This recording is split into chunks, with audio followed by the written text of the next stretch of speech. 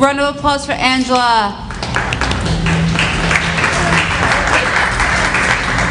Wait, what? Oh, no, it's okay, it's okay. Do you want it? Hi, everyone. No? No, I'm good. No? Okay. Speak Right into the mic. Hello, so once again, my name is Angela Costa, and it's a real big pleasure to be here. Thank you so much for having me, everyone. I don't write speeches, I generally just speak, so I'm going to try that again today. I brought some pictures with me to kind of explain or better depict the story I'm about to tell. So let's start with the before pictures. So I was born with a couple of syndromes. One of them is a phase syndrome, which is in plainest terms just an inversion of veins in my body.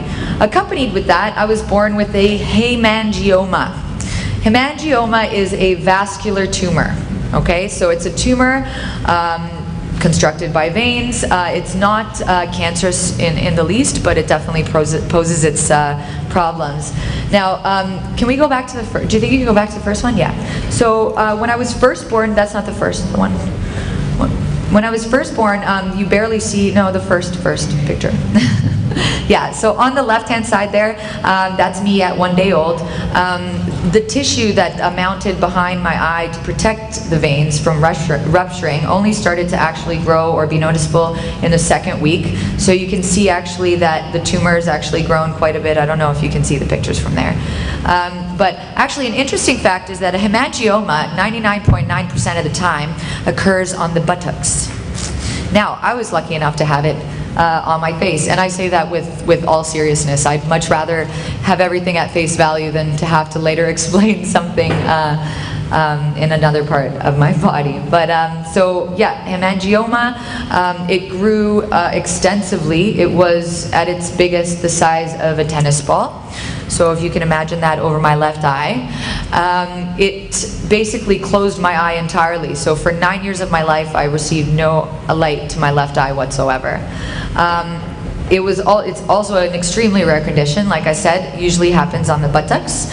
So they didn't know what to do with me because they'd never had to operate on a hemangioma of the face. Obviously, there's a lot more complications, having the brain in my head and all. So I was I was a little bit of a guinea pig, actually. For 9 years of my life, they tested me, probed me, poked me. I've had 20 surgeries until I was 9, 11 of which happened before I was 1 year old. Because, I mean, with the veins in the face, you know, they just rupture very, very frequently. My mother, sorry, this is a sad story, but my mom told me a story of waking up to me in a pool of blood one day, because she didn't think about it, but my godmother had gotten me a bracelet with a little medallion on it, and she put it on me, and I guess overnight I nicked myself. And yeah, the vein just ruptured. So my mom and dad are very tough people. They've been through quite a lot with me. When I was 9, a doctor in France, as well as a doctor here in Canada, had finally come up with what they thought was a solution.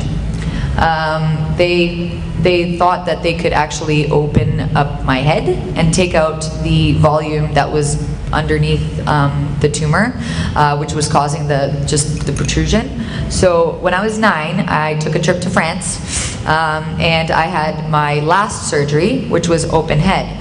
So I have a scar actually that goes from one ear all the way around to the next. I had, like, you know that movie Face Off?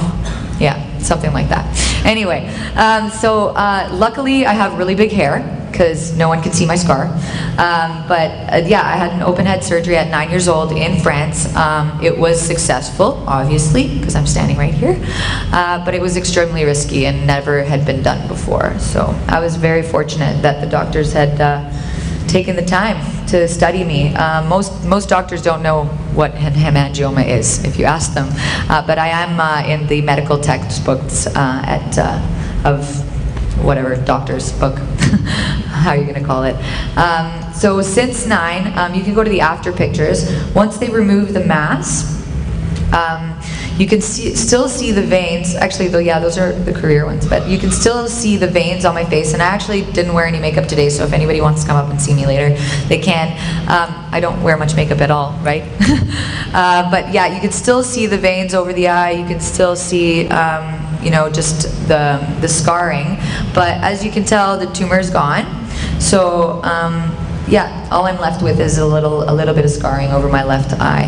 The hemangioma actually goes right through my body. I have on my lip, I don't know if you can see in some of the pictures, I have a little protrusion here. It's a little red mark, as well as on my chest, a couple on my belly. So it's just an excessive amount of veins. The way my doctor explained it to me is I have maybe 60% more veins on my face and on the surface than most people.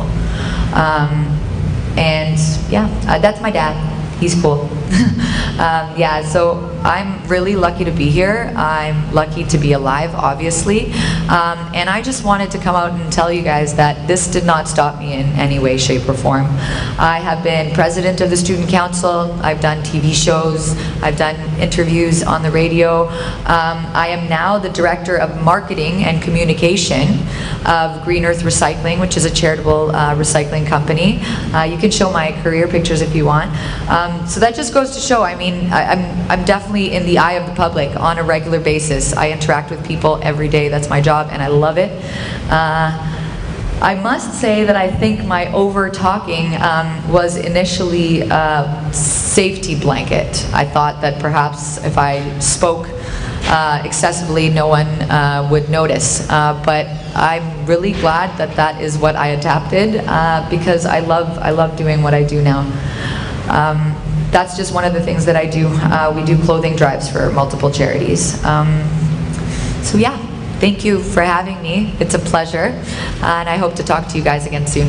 Thank you.